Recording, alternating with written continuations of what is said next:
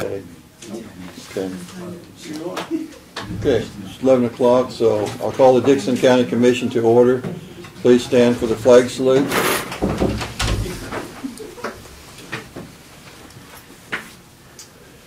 I pledge allegiance to the flag of the United States of America and to the republic for which it stands, one nation, under God, indivisible, with liberty and justice for all.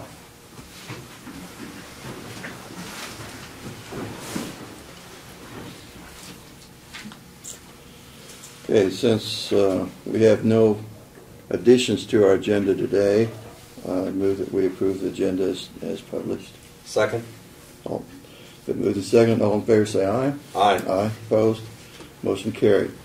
We have the consent agenda, which includes the minutes of the April 18th work session and regular meeting, payroll of $328,042.85, fund expenditures of $159,626.61, abatements of $1,919.22, an added tax of $47,425.28.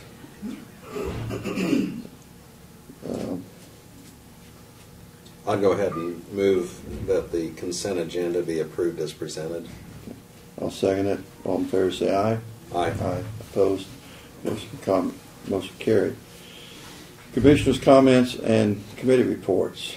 Lynn, you want to maybe fill them in on what we did this morning earlier? Okay. Just have a couple of things. One of them, there's a Military Affairs Council breakfast that takes place over at Junction City. And they have their chamber and MAC group, as they call it, really just kind of give a monthly update on some of the events in Junction City, and they always have a keynote speaker or a speaker give a program, you might say.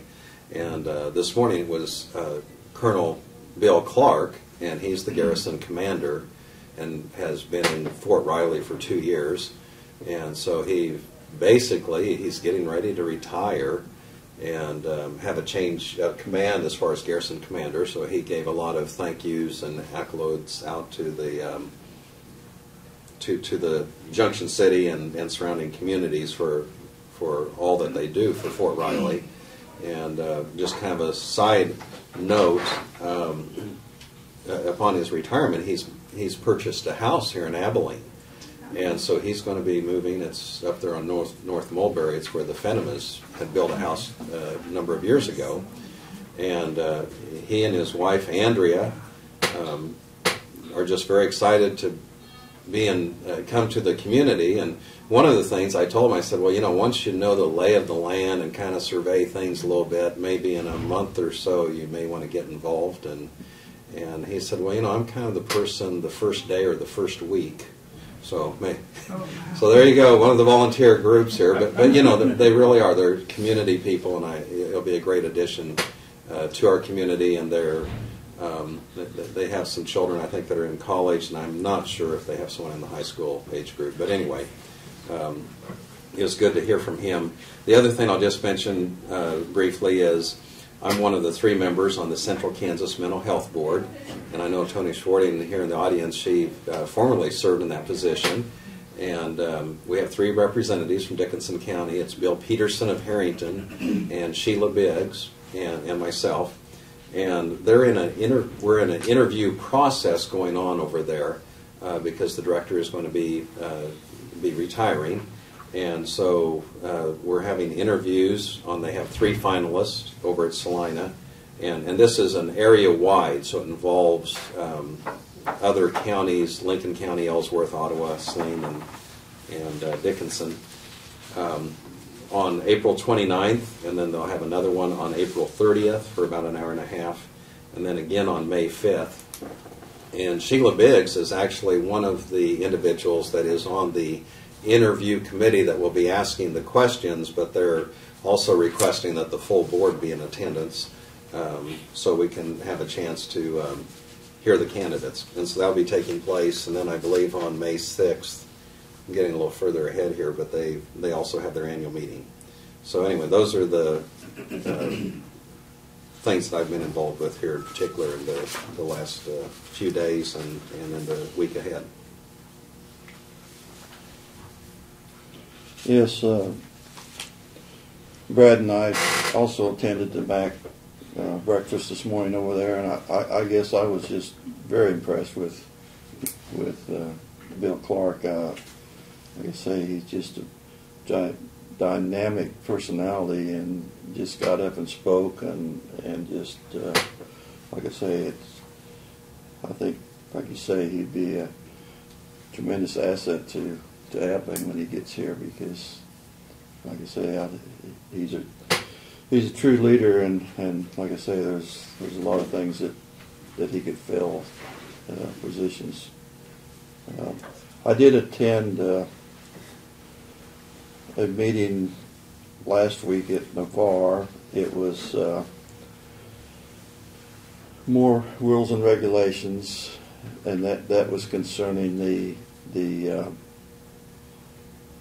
regulations of containment around any gasoline or oil storage, and they are going to be requiring that for all farmers. And this was an education meeting to bring us up to date on what requirements that was going to require, and so it sounds like it will be quite a detailed process of record keeping to make that happen. And there is one exemption if you're under 1,320 gallons, and that's total storage. Whether whether that's a barrel that's sitting there empty, it's still counted unless you plug the barrel so it can't be used. And so I think some of the smaller farmers might try to reduce their capacity to get under that requirement.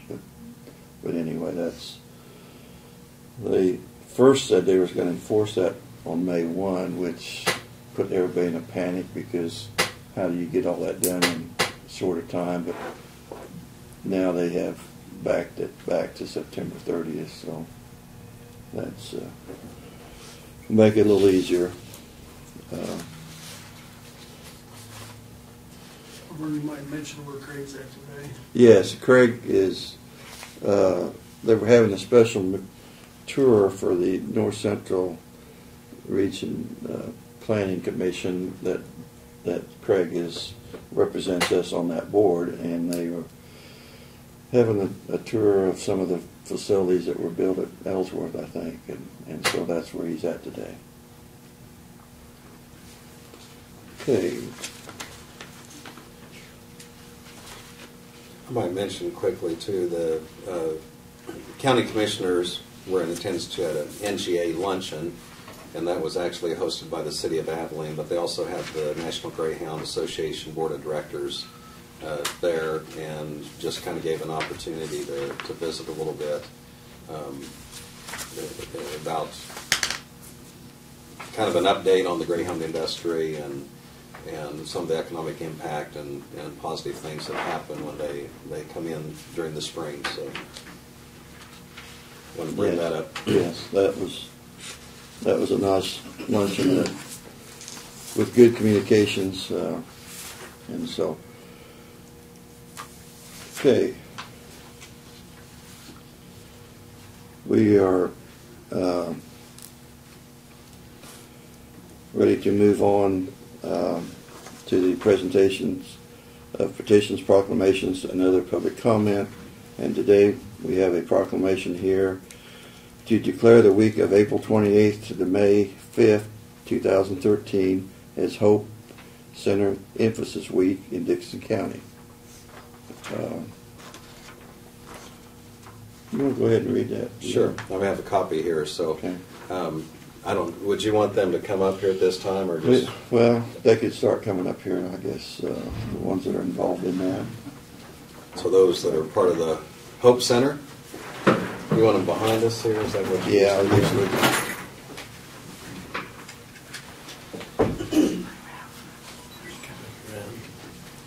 Yes.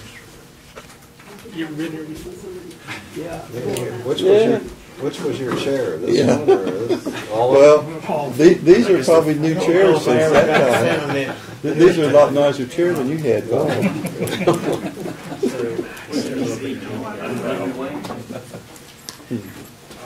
Okay, I'll go ahead and read this. This is the Hope Center 2013 Week of Emphasis Proclamation.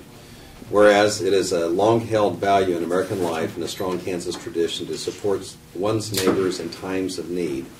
Whereas ongoing efforts to balance state and federal budgets and the resulting changes in programs to assist those in need continue to call for more involvement from the private sector to provide support and assistance to individuals and families whose circumstances may at times leave them without such basic needs of life as safe shelter, clothing, food, and medical care. Whereas the Hope, H-O-P-E, Center was established in 1991 by persons from our several organizations in our larger community to help our people in emergencies.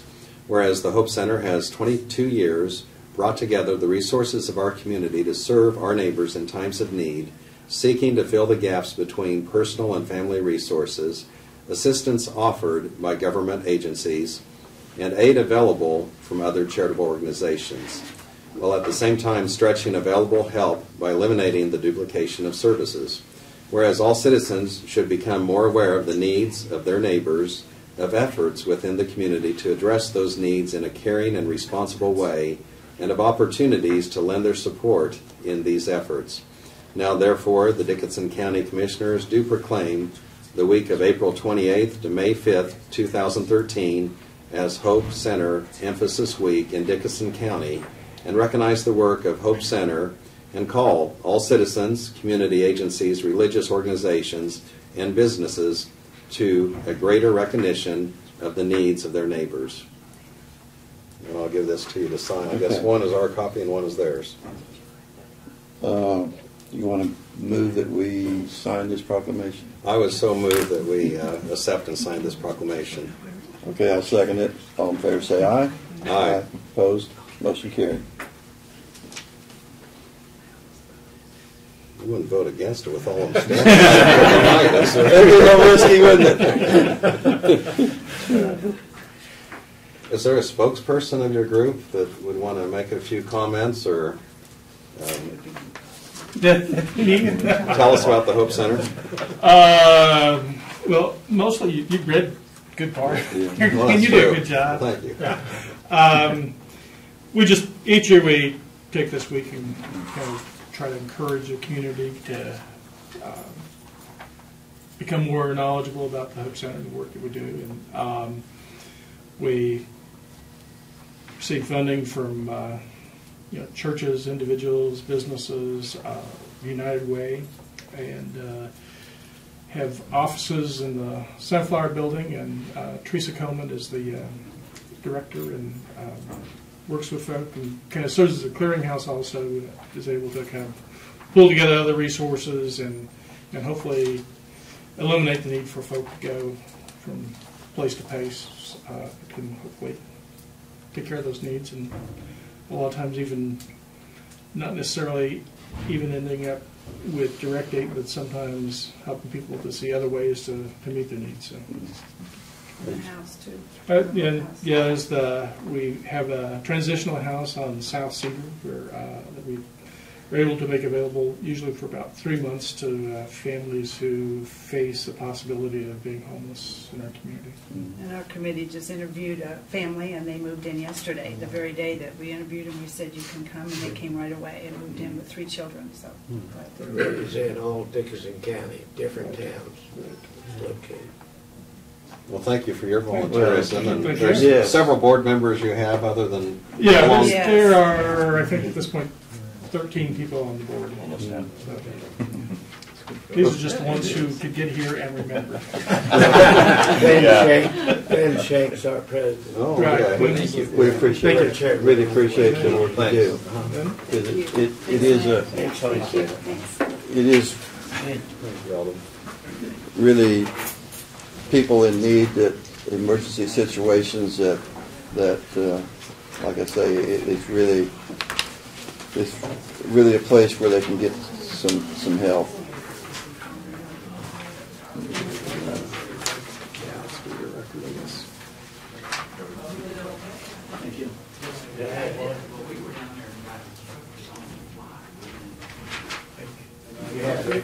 I'll give you mine, how's that? Okay.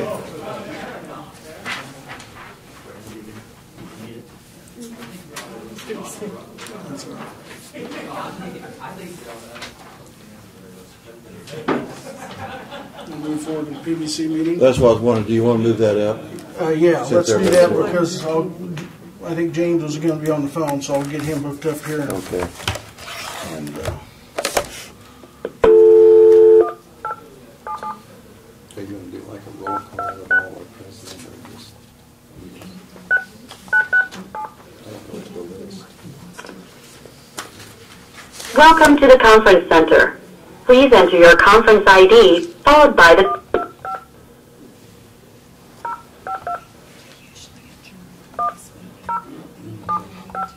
Please hold while I confirm your passcode. Thank you. Your passcode is confirmed. If you are the host of this meeting, press the star key now. Please enter your host security code, followed by the pound or hash key. you didn't ask me that last time. I don't know where I've got it. Yeah, This might be we may or may not get him on here. so- might The not. security code is not a code I can confirm. Please try again. Please enter your host security code, followed by the pound or hash key. We will get it.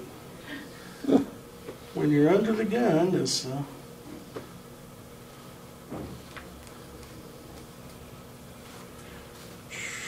okay, here we go. The security code is not a code I can confirm. Please try again. Please enter your host security code, followed by the pound or hash key. One more time and the Jeopardy music. starts. Yeah. We might get this yet, huh? Well, since it's just James, I'm just gonna hang up and call him and see if I can get through to him. Right. Might be a Everybody simpler else is here. They might process. have you on hold. That's true.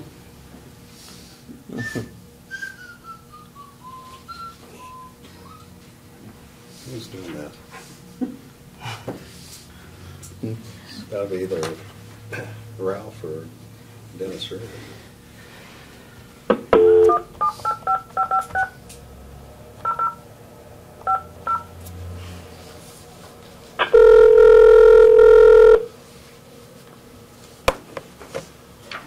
Hey, I'm on the call. Can you come to this one, James? We'll use it since it's just you. Sure, that'd be fine. I'll just stay on here and we'll even go back to the other one. We're Okay. All right. Well, Yeah. you're live with us, and everybody else is here. All right. Mr. Chairman, I would go ahead and make a motion that Okay. we adjourn from our Dickinson County Commission regular meeting of April 25th, 2013, and that we go ahead and start our Dickinson County Public Building Commission meeting. I'll second it. All in favor of that? Aye. Say aye. Aye. Aye. Opposed, motion carried. Okay, we're now officially in our Public Building Commission meeting. Lynn, you want to read the minutes from last February 9th, 2012 annual meeting? Okay. At this meeting, President Sheila Biggs called the Public Building Commission meeting to order at 11:30 p.m. on Thursday, February 9th, 2012. Those present for the meeting included President Sheila Biggs, Commissioner Laverne Myers, Secretary Joe Nold, Ralph Hilton, James Hedstrom, County Clerk Barbara Jones, County Administrator Brad Hammond, County Councilor Doug Thompson, Diane Landers, and Dave Bergmeyer of the Abilene Reflector Chronicle. The motion was made by Ralph Hilton and seconded by James Hedstrom to approve the minutes from the January 27th, 2011 meeting. Motion carried unanimously. Brad Hammond reported all payments have been made. There are no late fees, and money has been budgeted for 2012. There is no unfinished business. There was no other business. The motion was made by Ralph Hilton and seconded by Commissioner Joe Nold to adjourn at 11:32 a.m. Motion carried unanimously, and it was signed by Secretary Joe Nold. Okay. Do I hear a motion for approval of the 2012 minutes? So moved. Okay. Is there a second? Second. Been moved and seconded. Approve the minutes of 2012. All in favor say aye. Aye. Opposed? Motion carried. we are going to have election of officers because our two officers, Sheila Biggs and Joe Mill, are no longer on our board, so I guess it's open for president.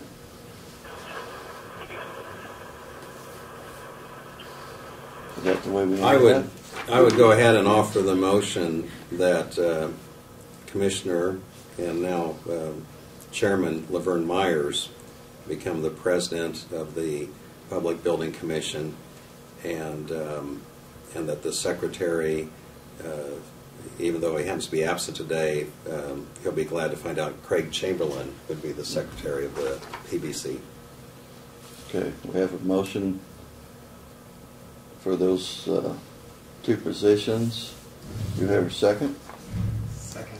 Been seconded. All in favor say aye. Aye. Opposed? Motion I carries. should have found out if there's other nominations. They were Wow. on the edge of their seat. Where they, it's kind of quiet out there. Well, yes. Can you hear him okay, James? Yeah, I'm good. I'm just, Okay, I just muted so you didn't get any road noise. I'm good. okay. Okay. I guess communications. Have any other communications? If not, we'll go on to reports of payment history of the EMS building project. Yes, Brad, you have those? I am very pleased to say that our client, you, has made all their payments in a timely fashion, and that money for the 2013 fiscal year has been budgeted and is in place, and there have been no late payments or fees assessed. So thank you to you. Okay. We did appropriate the money and it got paid, so. Any unfinished business? Any new business? Is there any new business that would be Well, anticipated by this commission? Not that I'm aware of, other than possibly if the members are willing to serve another year. Okay. Maybe probably a question to ask of them, so. We do appreciate your service on this and would like for you to continue. Is everybody willing to? If you cut down on the number of meetings. And the length of the meeting. And the length of the meeting? It's a pretty intense one, so. Yeah. Do we need to cast a ballot that those present continue as members to make it official, or is that just the fact they were here and accepted is good enough? If you're willing to do so. Okay. That's what we've done in the past. Unless you speak up, we are going to renew you as members. James as well, is he up for renewal? Yeah. James, you willing to serve another year? Sure. Okay, thank you. Okay, well, like I say, we do appreciate this, and like I say, it's just formality that we have to do, but in the meantime, we do have a very nice facility up there, and like I say, it's one way that we can do those kind of projects. Otherwise, we wouldn't be able to finance that without this process of the building commission. So, Mr. Chairman, I would suggest that perhaps you would just make the motion that the three again renew their. Okay. Is it a 1-year term? Is that what they are? Or is it a 3-year? we're not sure I'd have to look at the Maybe it's a bylaws. lifetime. until we get I it think it's paid actually for. 3 years, but it's staggered from the start. Yeah. Okay. So Okay. So possibly anybody that's up for renewal would be renewed. Yeah. I'll make that motion that we renew any member that's up for renewal. Second. Okay, it's been moved and seconded. All in favor of that motion, say aye. Aye. Opposed? Motion carried. Any other business? I think that's it. Well, I move that we adjourn the meeting, and thank you for your service, and look forward to another year. Second. Okay. We can say that we adjourn. All in favor, say aye. Aye. Opposed? Motion carried. Thanks, guys. Thank you. Thanks, Gabriel. Thanks, James. Sorry for the confusion. I forgot the passcode I needed, so I guess he's done. Mr. Chairman, I would go ahead and make the motion that we return to regular session for the meeting of Dickinson County Commissioners. Okay. Second it. All in favor, say aye. Aye. Aye. Opposed? Motion carried.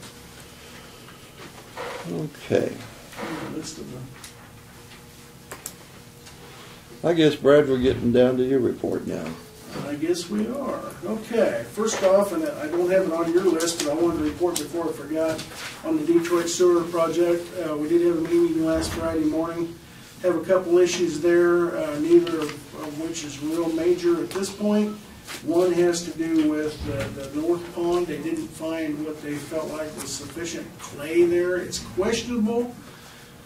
They think it will seal. The geotech people feel that it will seal. The contractor is hesitant, and the big issue, the big decision is, do we go ahead and proceed and take the risk that we may have to come back and drain it and put bentonite in as a liner or not? The way we left it was we'd rather be safe than sorry, and so we're the engineer's going to check with the rural development people. We do know that there was a little extra money in there as a contingency for that if it came up, and we're hoping that we can get by with about half to 2/3 as much bentonite as what was specific or originally specified. And we felt like it would be better to go ahead and put that in place and get it taken care of, so we know for sure once we fill those ponds that they're going to seal, and it's not questionable. The other big issue has to do with water, and I mentioned to you last week, they did drill 4 or 5 test wells out there, 4 of them I believe on our property, 1 of them on the adjacent property owners with their permission. Didn't hit sufficient water on any of them. So plan B is to go to one of the neighbors' irrigation wells that's within a half to 3/4 of a mile and try to pump that water under the railroad tracks or under Highway 43 or both, depending on which well they go to obtain enough water to get 4 million gallons to put in those ponds and test them. So they're working on permits from the railroad to do that now, and everything's working simultaneously, but hopefully that we'll get that lined out. We also have a driveway entrance. We're working with the property owners. When we bought that property from the Carl brothers, or from Larry and Steve Carl, the agreement we had with them was that we would put in a driveway entrance, because where we put the lagoons actually consumed their driveway entrance, so they don't have one to their field now that surrounds it. So we're in the process of working with KDOT and Cobb Valley to get that permitted, so we can go in and Martin and his guys can put a tube in for a driveway entrance. So not a major project, but something we were committed to. So Martin and John had met with and talked to the personnel down by Carlton regarding the issue that Laverne brought up on Eden Road, just north of K4, and we believe that we've come to some consensus that there needs to be some signs warning people down there that the gravel ends, and we're waiting on the township to meet and make sure that's okay, and we'll work with them to get those signs put up for them. A little background on that: there's one resident down there that has a number of people that come down his road, go past the end of the gravel and get stuck, and then come to his house, is my understanding, asking for to get pulled out, and there's currently no signage there that says the gravel ends or don't travel when it's wet or things like that. So we're going to try to help them out in that way. Today is Water Festival Day at Browns Park, and we've got I believe 250 or 260 students out there going through that. And I would encourage you, if you have time, to stop out there. It's kind of interesting to see all the different stages and educational aspects and components that they put on each day, as well as all the volunteers from the various aspects of private and public sector and individuals that help out with that. And Randy and Janet Meyer out at the Environmental Services Department, as well as the other staff there and other county personnel, do a really good job of putting that on. It's very impressive. Next week, our 911, our Emergency Communications Department is hosting an active shooter class for 911 operators here in the courthouse. And we have people registered from surrounding states as well as in Kansas coming into that. And I know that we've actually had one inquiry from some staff from Lincoln, Nebraska that wanted to look at our 911 center while they were here. So that should be a very good class, and that kind of fills in a gap between law enforcement and schools and everyone involved whenever you have an incident at a school, because the 911 operator is in the midst of that. So, and it teaches them things that are specific that they have to deal with during an incident of that nature. As Janelle mentioned during her report, the 2012 audit has started, and she's working with them, and that will be a several-month process. The Road and Bridge Department has kicked off the bridge replacement out on Flag Road at 2820 Flag Road. That project's underway, and that's a removal and replacement of the structure there. So that section of Flag Road is closed for a period of time. After Township Night, I've gotten 2 different townships that have presented to me requests for vacates of roads. And so I'm working on those, and I'll have the petitions out probably later today, and depending on how long it takes them to sign those and get them back to you and make those requests, then once that's done, we'll set the public hearings and proceed with those as required by the statute. Yesterday, as Laverne mentioned, we attended the NGA luncheon put on by the city, and it was a very good event. And I was thinking while we were there what a great event that is, and what an asset it is to have the NGA and the Greyhound industry in Dickinson County. That's really a privilege that we have. Anyway, when I got back, I had an idea, and I got with Martin, and today he is going to take our solar billboard out west of Abilene, between the NGA and Abilene, put along the road and say, "Thank you, NGA, drive carefully," or something of that nature. So when they leave Friday and Saturday to head back home, all parts of the United States, they'll see our sign and they get a thank you from us. And it doesn't cost us anything to do that. That's that programmable billboard that we bought from KDOT, the used billboard, and I just thought it might be kind of a nice, nice touch. Nice gesture to let them know we do appreciate their presence here in our county. We have a culvert at Quail Road and Old 40 that Martin just called me about this morning. Has been identified as being damaged, and they've got some barricades there now. The road is not closed, but we are going to most probably need to look at replacing those tubes here in the very near future. So Martin called and let me give me a heads up on that. Something that had been identified by Commissioner Chamberlain, and Martin got out this morning and looked at it. So we'll have more to report to you on that here in the future. But it's I think he said 3 or 4 18-inch tubes under Old 40 there. Oh, there's that big. Yeah, that'll have to be replaced. So, but anyhow, we'll have more information in the future as it presents itself. That's all I've got. So. Okay.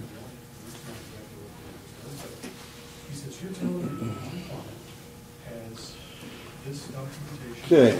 He may not know we can hear him in here.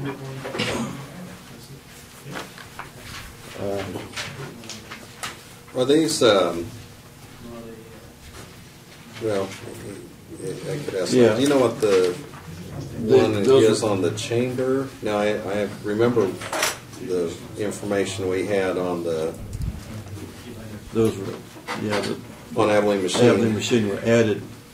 On the chamber, now they just sold their building, but that really doesn't have anything to do with this. No, the bulk of that addition is an Abilene Machine exemption that was not added properly 4 or 5 years ago. Yeah. But there's one sheet in here on the chamber. On the chamber, and it was reduced it, yeah. 1,100. So I can't, I was just curious. It's got the address there. It's not a big one, but I mean, it does show reduction. I just didn't. It looks like they went from all commercial to, I think, what's in not for profit, I think. Mm-hmm. So they had a big value on the commercial, and they changed classification. Okay. Is what it looks like. But that is the building with the chamber. Yeah, it's not for profit. Yeah. Okay. So that's what it was. Okay. I was just curious because I just wanted to ask. I'm fine with it, and that's... Okay. We do have Before I move on, Doug, did you have anything to report today? Well, I went to the judges' conference on Monday and Tuesday. There's some changes coming up on the concealed carry that I may discuss with you later. I need to do a little research on it. It hasn't kicked in yet, but it will, and it may affect maybe some expenses for the county. It's kind of like one of those unfunded mandates. And so we'll go through that. We have an option to opt out of that for a period of up to 4 years, but at some point in time, there will be some expenses associated with it as it presently is written. And we'll see how it ultimately stands, but that's apparently coming. And once I know that that's going to happen, then I'll get in touch with you and explain it. And then, and that's the biggest thing. There's some other little things, but nothing that I need to bring up to you right now. In our work session this morning, John Barker did stop in and visit with us, and that was one of the topics we did visit about. Apparently, we're supposed to initiate a plan. We've got 4 years to initiate it, but we are supposed to have a plan. And like I say, there's John from our side, and sound like John too, would really like to see that law, some amendments to that law, because like I said, he was concerned with court upstairs, you know, and if we didn't have security to take guns, if we just took our sign down and say that concealed weapons could be in the courthouse, then that could be uncomfortable in a courtroom setting upstairs. Well, that's a very kind word that you're using. Yes.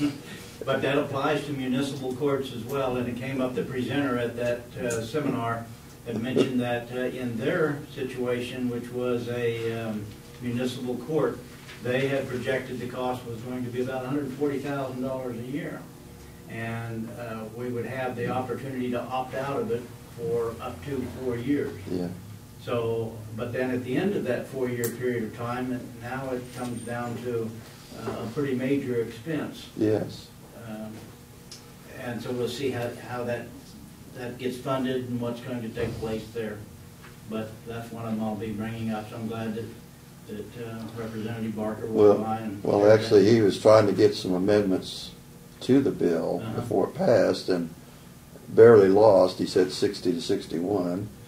That he didn't get these amendments passed, but he's hoping that they will see the light before the end of the 4 years and be able to maybe amend it to where it would give some latitude and like I say,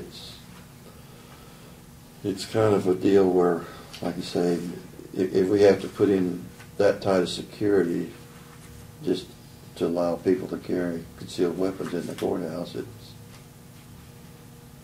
Well, the safety factor needs to be there, but I really appreciate, Doug, that you're kind of following up on this and taking a look at it and just to see what our options are. And I know there'll be a lot of discussions to Brad, and I mean, all of us are kind of going to be stakeholders in on this one. And like you say, right now it appears to be unfunded, and you know, when you consider this, it's not only Dickinson County, but all of the counties in Kansas of all sizes. I mean, there's a lot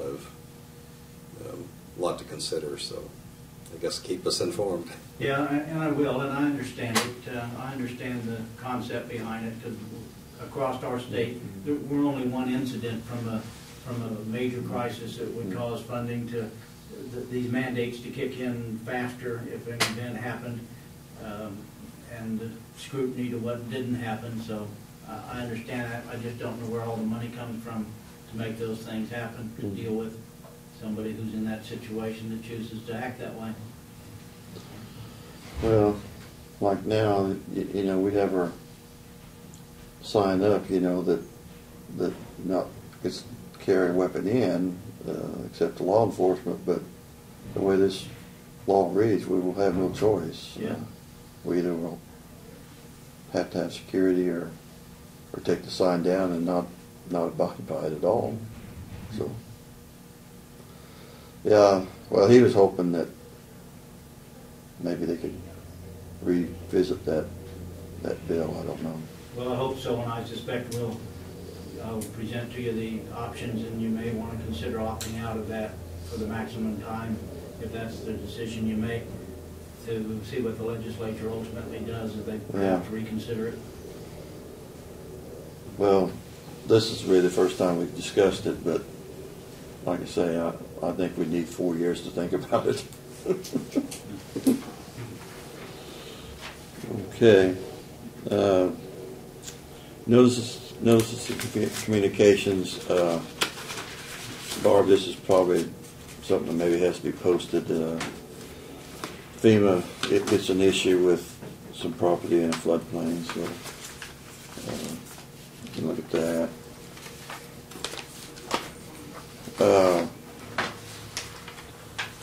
Craig did hand me this the other day. He attended the hospital, the community assessment for the hospital meeting, and they've scheduled the next one for May the 30th. So I'm not sure whether, like I say, whether we need to have a permanent person attend all their meetings, or For the time being, I think it's a good idea to have I attended it too, and have Craig as a representative of the commission attend the first few of those, because it's important for the stakeholders to input. I know he got an email from Levita yesterday as well as the rest of us did. So I just wanted to mention that is the next meeting coming up.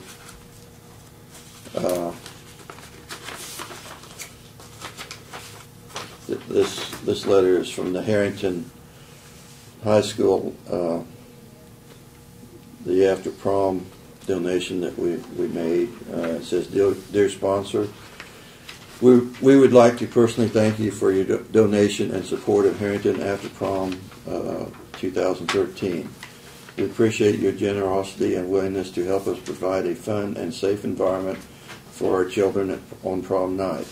The After Prom event will be a great success thanks to your support of many businesses, organizations, and individuals such as you. Thank you again on behalf of the Harrington Senior Class of 2013 and their parents. Sincerely, Beth Blackwell and Julie Keithline, Senior Parent Representatives."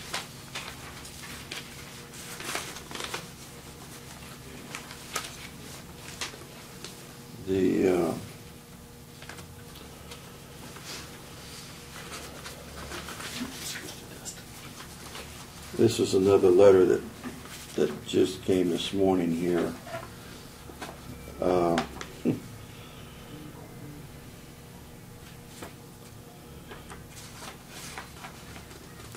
says, "Dear government leaders, here at home and at the state level, we have to balance our budget and pay our bills in a timely manner. We have no other option but to work hard and keep our expenses under control. Our federal government, however, appears unable to live by this important common sense principle. Should this eagerness to spend continue unchecked, our children and grandchildren's future are in jeopardy. Perhaps it is time for American citizens to speak out about the direction of society's future. As government leaders, would you send a message to Governor Brownback and our elected state officials, call for a balanced budget amendment to the Constitution to halt this unnecessary destruction of our children's future? I am enclosing a resolution petition as an example of the others I have collected. When you have your own finalized and signed, I would ask that you send one copy to me, the other copies to the state legislature. As I collect more petitions, I will then personally deliver them to Topeka. As more and more cities and counties join with this petition, we will begin to contact the surrounding states for their support." And this actually came from the county commissioners from Ford County. And they have a resolution here, so I don't know. I think, well, I give that to Brad, and Brad, you can look it over and see if you feel like this is something we want to be involved in or not. And like I say, it's that they have a sample up there, but I think that's something we need to, like I say, look at in a future meeting to decide what direction we want to go. Did you have this one laying in your email? Another I think so. invitation Yes. to the Fort Riley's.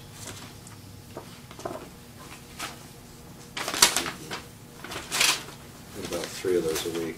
Yeah. And we did get 3 magazines here and there, if you want to look over some of those if you're interested in that.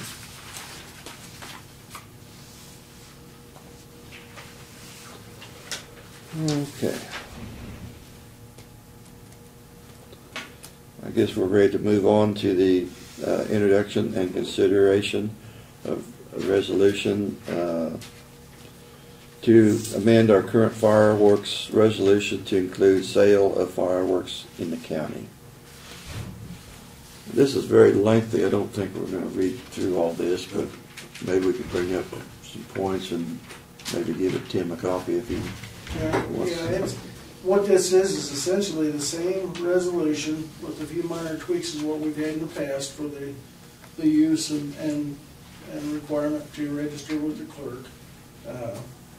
And then it has an exemption in it, or a clause for the sale and storage of fireworks, which is under paragraph E. Mm-hmm. So that paragraph E, everything from there on which would be added to the E down to F is the part that's basically added, and then from F on down is all basically the same as what it was prior to, I believe. Okay. So that section in there is what would add. Right there. Yeah. And the one takeaway I saw in that, I mean more than one probably, but I think it's helpful is just the safety factor involved and the fact that if individuals out in the county, for example, they want to have some fireworks and so on, that they just notify the county and they get the permission to do that, so that way they have their gathering, but it's to keep people from just driving down a road and just stopping random or whatever. It just keeps it a controlled area where the property owner has the responsibility and knowledge and plans it.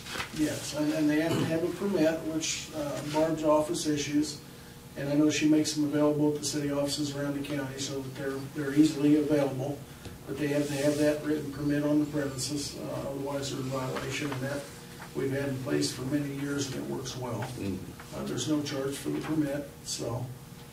But that permit has some requirements on it that they have to agree to. One is that you have to have an adult over 21 or 21 years of age or older that's responsible, and it has to be on their property that's either owned or has the permission of the property owner, and that children have to be supervised and some of those things. So that language is all the same as what it was before. Mm-hmm. So I would go ahead and make the motion on this resolution to amend the current firework resolution to include the sale of fireworks in the county. It's resolution 042513. Okay. We adopt it. It's been moved, and I'll second it. Been moved and seconded. We approve this resolution. All in favor say aye. Aye. Aye. Opposed? Motion carried. We need to sign this.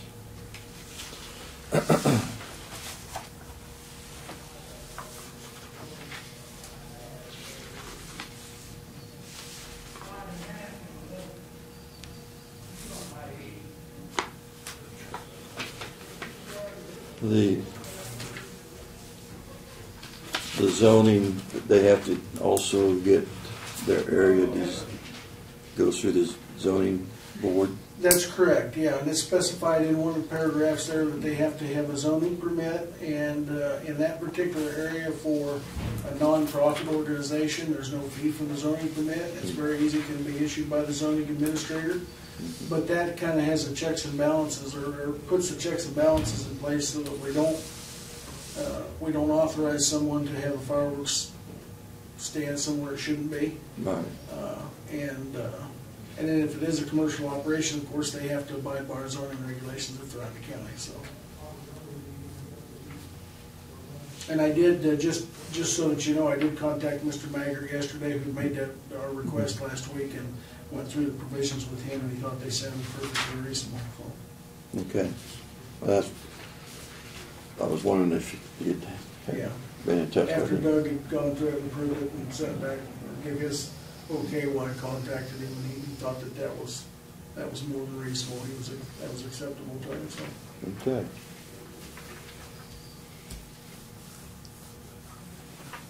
Yes, we just have the culvert to take care of, is that? And that one's still on hold. Oh, gentlemen. is that still on hold? Yeah, that one's still on the table. I still haven't gotten anything from KDOT, so. So I it's guess still we'll- unfinished. It's still laying on the table. Still laying on the table, so I'm still waiting on an agreement from them, so. Okay. So there's nothing to ask you to decide today, so. Okay. I'll make a motion that we adjourn. I'll second it. All in favor, say aye. Aye. Opposed? Motion carried.